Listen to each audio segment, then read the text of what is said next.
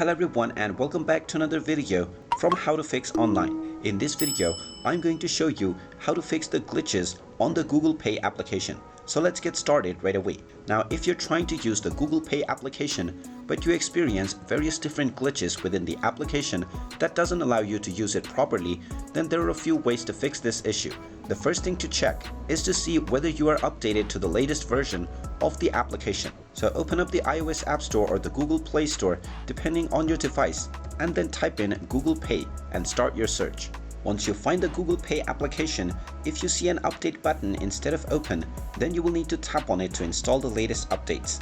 Once the update has been completed, you will see the open button once again. So tap on it and see if your issue is fixed. And if it still doesn't work, then you will need to long press on the Google Pay application and tap on the info button to end up in the application info page. Now from this page, first of all tap on force stop at the bottom right corner to stop the application, then tap on OK. Once the application has stopped, scroll down and tap on storage. And now from the storage menu, first of all tap on clear cache at the bottom right corner and then see if your issue is fixed.